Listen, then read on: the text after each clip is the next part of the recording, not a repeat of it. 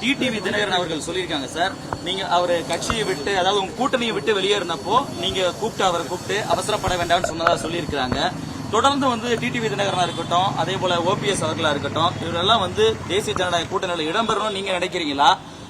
ஒருவேளை அவங்க எல்லாம் வெளியே போனது காரணமா என்ன நினைக்கிறீங்க? நான் ஏற்கனவே சொல்லியிருந்தேங்கன்னா பொறுத்திருந்து பாருங்க, ஏதோ யாரும் அவசரப்பட வேண்டிய அவசியம் இல்லை. அண்ணன் டிடி அவர்களாக இருக்கட்டும், அண்ணன் ஓபிஎஸ் அவர்களாக இருக்கட்டும், ஏற்கனவே சொன்னதுதான் மூத்த தலைவர்கள். இன்னைக்கு அண்ணன் டிடி அவர்களும் கூட ஒரு பத்திரிகையாளர் சந்திப்பு நடத்தியிருக்கிறாங்க. மாநில தலைவர் நயினார் நாகேந்திரன் பேசியிருக்கிறாங்க. இன்னைக்கு கோயம்புத்தூர்ல மாவட்ட தலைவர்கள் மீட்டிங் நடந்துட்டு இருக்கு, அங்க பேசியிருக்காங்க. அதனால என்னுடைய அன்பான வேண்டுகோள் என்னன்னாங்கன்னா, இன்னைக்கு நோக்கம் என்ன, 2026 திராவிட முன்னேற்ற கழகத்தினுடைய ஆட்சி தமிழகத்திலிருந்து மாறணும், அதான் நோக்கம். அதனால வார்த்தை போர் எங்கேயும் கொண்டு போய் யாரையும் விட போவது கிடையாது, அது ஒரு இடத்துல போய் தான் நிறுத்துங்கன்னா. அதனால இன்னைக்கு நம்முடைய தேவை என்னன்னா ரீஅசஸ்மெண்ட். நம்ம எல்லாருமே ஒரு கூட்டணியில் இருக்கிறோம். பாரதிய ஜனதா கட்சி 2024 நாம் அமைத்த கூட்டணி, அது எல்லோரும் வந்திருந்தார்கள் ஒருமித்த கருத்தோடு. அதனால் கொஞ்சம் பொறுமையாக இருக்க வேண்டும் என்பது மட்டும்தான் என்னுடைய வேண்டுகோள் ஒரு பாரதிய ஜனதா கட்சியினுடைய தொண்டனா. காரணம், அடுத்த ஒரு மாதம் குறிப்பாக, ஏன்னா விஜய் அவர்களுடைய சுற்றுப்பயணம் 13 செப்டம்பர்ல இருந்து ஆரம்பிக்குது, அவங்க களத்துக்கு போறாங்க.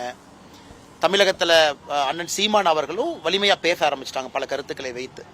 அதனால எப்பொழுதும் இல்லாத களச்சூழ்நிலை இன்னைக்கு இருக்கு. அதாவது எப்பொழுதுமே 2 முனை போட்டியா மட்டும்தான் ஸ்ட்ராங்கா இருந்த தமிழகம், அடுத்த ஒரு 2-3 மாதத்தில் நமக்கு தெரியும் அது 3வது அணி இங்க சாத்தியமா, ஸ்ட்ராங்கா இருக்குமா, இல்ல 4வது அணியும் ஸ்ட்ராங்கா இருக்குமா. நான் கருத்து எதுவும் மாத்தி பேசலாம், முதல்ல இதையே தான் பேசிட்டு இருக்கேன். ஏன்னா யாரையும் புறந்தள்ள முடியாது. 2026 பொறுத்த வரைக்கும் யாரு தமிழ்நாட்டுக்கு ஒரு பெட்டர் விஷன் கொடுக்குறாங்களோ மக்கள் அதை பார்த்து வாக்களிப்பாங்க.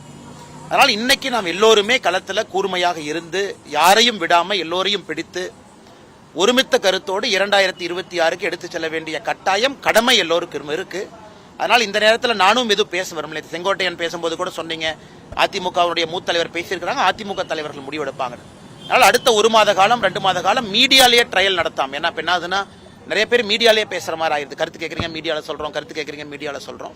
அதனால கொஞ்சம் பொறுமையா ரீஅசஸ் பண்ணி போகணும் என்பது என்னுடைய கருத்து. அது மட்டும் இல்ல, அண்ணன் டிடிவி அவர்கள் மீது இன்னைக்கு பத்திரிகையாளர் சந்திப்பை விட்டுருங்கன்னா, டிடிவி அவர்கள் எப்பொழுதுமே பாரத பிரதமர் நரேந்திர மோடி அவர்கள் மீது மிகப்பெரிய மரியாதை வைத்திருக்கக்கூடிய ஒரு மனிதர். நான் அது காரணமும் சொன்னேன் இதற்கு முன்பு நான் தஞ்சாவூர்ல பேசும்பொழுது. பொறுமை பொறுமை பொறுமை, நல்ல ஒரு இலக்குல சரியான முறையில் அதை பயணம் செய்யணும். கடந்த 2-3 நாட்களாக நடக்கக்கூடிய செயல்கள் எனக்கும் திருப்தியா இல்லை. ஏன்னா ஒரு தமிழகத்தினுடைய வாக்காளனா, தமிழகத்தில் இருக்கக்கூடிய ஒரு மனிதனா, பாரதிய ஜனதா கட்சியினுடைய தொண்டனா, 3 கடமையும் எனக்கு இருக்கு. ஏன்னா எனக்கும் நல்ல ஆட்சி வரணும்னு நினைக்கிற ஆள் நான்.